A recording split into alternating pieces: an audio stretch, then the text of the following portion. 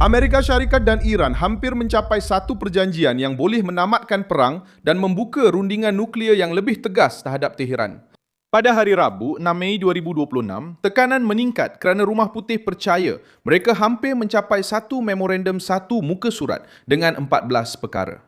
Untuk mengisytiharkan tamatnya permusuhan, membebaskan dana Iran yang dibekukan melalui rundingan dan mengenakan had ke atas program nuklear rejim tersebut. Cadangan itu melibatkan 20 bilion dolar dalam sumber yang dibekukan, moratorium ke atas pengayaan uranium, pelepasan sekatan secara berperingkat dan fasa baharu selama 30 hari untuk memuktamadkan butiran perjanjian tersebut. Tiada apa-apa yang telah ditandatangani lagi, tetapi inilah perkembangan yang paling konkret sejak permulaan perang. Saya akan ceritakan semua itu kepada anda sebentar lagi. Tetapi sekarang, anda pasti mahu melanggan saluran ini untuk terus mendapat maklumat terkini, maklumat secara masa nyata dengan kualiti kewartawanan terbaik yang pernah dilihat. Dalam standard credibility. Rundingan ini sedang dijalankan oleh wakil-wakil Amerika yang berkait rapat dengan Donald Trump, antaranya Steve Witkoff dan Jared Kushner, bersama pihak berkuasa Iran dan para perantara, terutamanya Pakistan. Logik Washington adalah mudah. Menghentikan pertempuran, membuka semula Selat Hormuz, mengurangkan kejutan dalam pasaran tenaga dan pada masa yang sama menghalang Iran daripada terus mendapat akses bebas kepada bahan nuklear yang diperkaya, Rumah Putih. Jawapan dari pihak Iran mengenai perkara-perkara utama dijangka dalam tempoh 48 jam akan datang, sementara Islamabad dan Geneva muncul sebagai lokasi berpotensi untuk pusingan rundingan seterusnya. Perkara yang paling sensitif adalah mengenai uranium. Menurut maklumat yang tersebar, Washington mahu mengeluarkan hampir 2,000 kilogram uranium yang telah diperkaya daripada kawalan Tehran, termasuk kira-kira 450 kilogram dengan ketulenan 60%. Ia belum mencapai tahap yang digunakan dalam senjata nuklear, tetapi ia berada sangat hampir dengan laluan teknikal yang menakutkan Israel, Amerika Syarikat dan beberapa negara teluk. Oleh itu, pelepasan 20 bilion dolar itu tidak dilihat sebagai hadiah diplomatik semata-mata. Ia digunakan sebagai alat tekanan untuk memaksa Iran membuat satu konsesi sebenar, menghadkan pengayaan, menerima pemeriksaan yang lebih ketat, dan mengurangkan ancaman nuklir. Menurut Reuters, lebih daripada 3.000 orang telah meninggal dunia di dalam Iran, menurut pihak berkuasa forensik Iran. Di Israel, peluru berpandu yang dilancarkan dari Iran dan Lubnan telah membunuh 23 orang, manakala 13 anggota tentera Amerika Syarikat terbunuh dan lebih daripada 300 cedera, menurut data yang dipetik oleh Reuters sendiri. Di Selat Hormuz, Marco Rubio menyatakan bahawa sekurang-kurangnya 10 kelasi awam telah meninggal dunia semasa krisis maritim. Perjanjian ini muncul kerana perang telah mencapai tahap tekanan maksimum. Iran tidak berjaya melepaskan diri daripada kepungan ketenteraan dan ekonomi, tetapi masih mengekalkan kuasa ugutan di Selat Hormuz. Amerika Syarikat berjaya menyerang dengan hebat, tetapi mereka juga terpaksa menanggung kos untuk mengekalkan kapal, pesawat dan tentera dalam keadaan berjaga-jaga sepanjang masa. Dengan ribuan orang terperangkap di atas kapal di Teluk dan ratusan kapal menunggu untuk melintas, perang itu telah keluar dari medan ketenteraan. Ia kini menjejaskan ekonomi dunia. Rubio menyatakan bahawa kira-kira 23,000 orang dari 87 negara berada di atas kapal yang terperangkap di rantau itu. Dalam konteks inilah, Trump menggantung sementara projek kebebasan, operasi Amerika untuk membimbing kapal melalui Selat Hormuz. Namun tekanan ketenteraan tidak berakhir di situ. Tentera Laut Amerika terus melaksanakan sekatan ke atas pelabuhan-pelabuhan Iran dan mesejnya jelas, Teheran boleh memilih untuk berunding sekarang atau kembali kepada tekanan, menghadapi tindak balas yang lebih berat jika cuba menggunakan Hormuz sebagai senjata terhadap perdagangan global. Namun, Iran masih cuba menjual naratif penentangan. Seorang juru cakap yang berkaitan dengan jawatan kuasa keselamatan negara Parlimen Iran menyifatkan syarat-syarat yang diumumkan itu sebagai senarai keinginan Amerika. Dan sumber yang ditemui oleh New Arab berkata bahawa perbincangan masih belum mencapai tahap untuk menghasilkan satu perjanjian muktamad.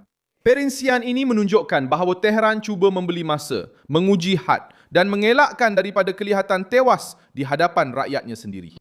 Tetapi realitinya amat pahit. Tanpa melonggarkan sekatan, tanpa mendapatkan semula sebahagian daripada wang yang dibekukan, dan tanpa mengurangkan tekanan Amerika, rejim itu akan menjadi lebih terasing dan lebih mahal untuk dipertahankan. Perbezaan antara cadangan ini dan perjanjian-perjanjian sebelum ini terletak pada kaedahnya. Pada tahun 2023, semasa pemerintahan Biden, Amerika Syarikat membenarkan pemindahan sebanyak $6 bilion dalam bentuk dana Iran dari Korea Selatan ke Qatar sebagai sebahagian daripada pertukaran tahanan. Pihak kerajaan mempertahankan bahawa wang itu hanya boleh digunakan untuk perdagangan kemanusiaan dengan pengawasan. Walaupun begitu, perjanjian itu tetap menjadi sasaran kritikan hebat. Kerana Teheran keluar dari rundingan dengan tebusan ditukar, wang dibebaskan dan hampir tiada kos strategik yang jelas. Selepas serangan Hamas terhadap Israel, Amerika Syarikat dan Qatar bersetuju untuk menghalang pada ketika itu akses Iran kepada sumber-sumber tersebut. Sekarang, Trump cuba mempersembahkan satu model lain. Duit hanya akan masuk jika ada kawalan nuklear. Pelepasan sekatan hanya akan diberikan dengan konsesi dan tamatnya perang tidak menghapuskan tuntutan terhadap uranium yang diperkaya. Ini adalah rundingan dengan tekanan di meja. Ia bukan kepercayaan kepada Teheran. Ia adalah tuntutan. Cadangan itu mengubah $20 bilion menjadi alat untuk memaksa had nuklear. Dan bukan sebagai satu isyarat kosong untuk menyenangkan rejim itu. Itulah perkara yang paling berat. Iran mahukan wang, mahukan kelegaan ekonomi dan mahu membuka semula laluan di Teluk. Amerika Syarikat mahu uranium berada di luar jangkauan segera, pengawasan dan tempoh sekatan yang panjang. Memori sejarah membantu memahami betapa besarnya detik ini. Pada tahun 1981, perjanjian Algiers menamatkan krisis tebusan Amerika di Iran. Dalam kes itu, pembebasan rakyat Amerika disertai dengan pelepasan aset Iran yang dibekukan dan penciptaan mekanisme untuk menangani pertikaian kewangan antara kedua-dua negara. Sejarah menunjukkan bahawa Teheran biasanya akan berunding apabila wang yang dibekukan, tekanan luar dan kelangsungan politik bertemu di meja yang sama. Perbezaannya sekarang ialah pusat rundingan bukan sekadar tebusan atau hutang lama. Ia adalah perang terbuka, Selat Hormuz. Uranium yang diperkaya dengan risiko nuklear. Contoh lain datang daripada Perjanjian Nuklear 2015 apabila Iran bersetuju untuk menghadkan sebahagian daripada program nuklearnya sebagai pertukaran untuk pelonggaran sekatan termasuk dalam sektor minyak. Masalahnya ialah model itu bergantung kepada kepercayaan, pengawasan dan perkiraan politik jangka panjang. Pada tahun 2018, Trump menarik Amerika Syarikat keluar daripada perjanjian itu, sekatan dikenakan semula dan Iran mula bergerak maju sekali lagi. No enriquecimento. Pengajaran untuk Washington adalah jelas. Perjanjian dengan Teheran hanya berkesan jika terdapat pengesahan yang kukuh, hukuman yang cepat dan kelebihan yang jelas bagi pihak yang mematuhinya. Contoh dari negara-negara lain juga menguatkan logikanya. Libya pimpinan Muammar Gaddafi bersetuju untuk meninggalkan program senjata pemusnah massanya pada tahun 2003 selepas bertahun-tahun dikenakan sekatan dan pengasingan. Afrika Selatan membongkar program nuklear ketenteraannya sebelum kembali ke tengah-tengah komuniti antarabangsa. Manakala Korea Utara pula memilih jalan yang berbeza, berunding, membeli masa dan mengekalkan struktur nuklearnya sebagai perisai politik. Amaran untuk Donald Trump ialah, jika perjanjian dengan Iran tidak mempunyai pemeriksaan sebenar, had masa yang tegas dan akibat yang jelas, Teheran boleh menggunakan jeda itu sebagai ruang bernafas, bukan sebagai penyerahan diplomatik. Apa yang berlaku sekarang bergantung kepada tindak balas Iran. Jika Teheran menerima asas memorandum itu, perang mungkin memasuki fasa penggantungan secara rasmi. Dengan 30 hari untuk memperincikan pakatan nuklear, melepaskan sebahagian dana, melonggarkan sekatan maritim dan membuka Selat Hormuz dengan lebih selamat. Jika Iran menolak, Amerika Syarikat boleh menyambung semula sekatan laut, memperluaskan sekatan dan meletakkan semula operasi ketenteraan sebagai pilihan. Laporan Anadolu sendiri menunjukkan bahawa Washington akan mengekalkan pilihan untuk memulihkan sekatan laut atau menyambung semula tindakan ketenteraan jika rundingan gagal.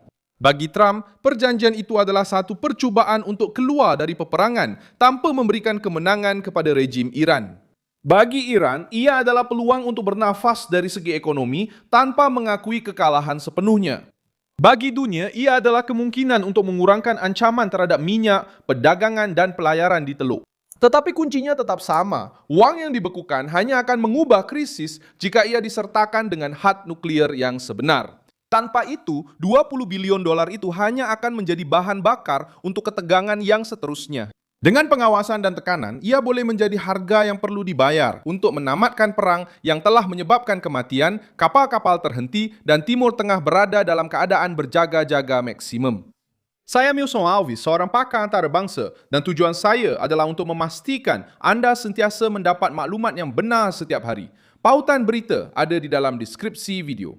Sila tekan butang suka pada video ini, langgan saluran, dan di akhir nanti, lihatlah ruangan komen supaya anda lebih terlibat dengan komuniti Milson Alves.